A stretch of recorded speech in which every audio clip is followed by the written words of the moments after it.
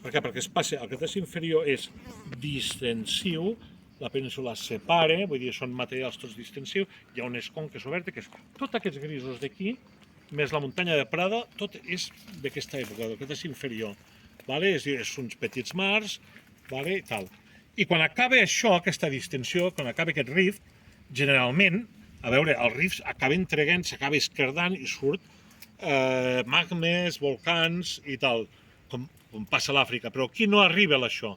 Aquí senzillament arriba, és un rift avortat. Solament hi ha les esquerdes, l'esfonsament, el que tenim a l'Àfrica, però sense que surti els magmes, d'acord?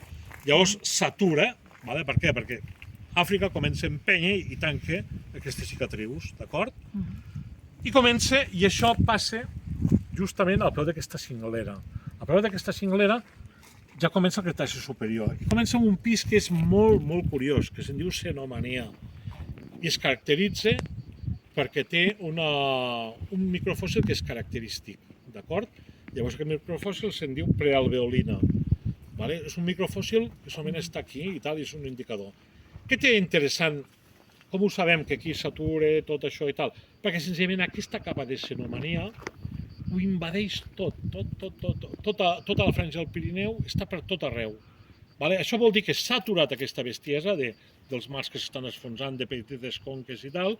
Llavors s'ha aturat tot això, vale? Que es dona uns... Hi ha uns llocs que tens uns mars molt profuns, d'altres menys, d'altres molt més profuns. Tens unes conques molt irregulars, molt actives i tal, i de cop i volta no. Ja tens un mar molt somer, molt profund, perquè s'ha parat tot això, i que t'enganxa tot, és a dir, t'abarca tot el Pirineu, vale? Això, i aquí ja comença el Cretaci superior.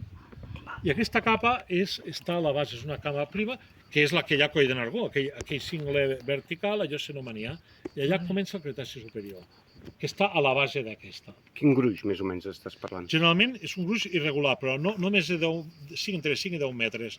És molt blanca i té un foraminífer que s'anomena una prealveolina, que és silici, que és molt blanc. Es caracteritza perquè és superblanc. No s'aprecia aquí, no es veu ara aquí. És aquella capa. No, és aquesta capa, és la capa més baixa. El que passa que aquí... No es veu gaire. Si ho mirem en perspectiva la veurem. Però jo ara d'aquí, entre la vegetació, si ho mirem de més cap allà, us l'ensenyaré. Però ara aquí se'n veu bastant malament. De totes formes, és el cingle de Nargó. Tot aquest cingle vertical de Nargó és tot Cenomania. Us l'ensenyaré més endavant. Molt bé. I aquí ja comença un altre règim, és a dir, aquí s'acaba tot això i comença ja un altre mar a sobre, però dins d'una conca compressiva, és a dir, comencen a apretar les plaques i què és el que passa? Que es fa un solc. Al apretar les plaques, clar, fa un solc, és a dir, es fa un solc i invadeix un altre mar. El que passa és que ja són mars extensos. Així com això són micromars, aquí ja tens mars. I tens que això és la formació Congost.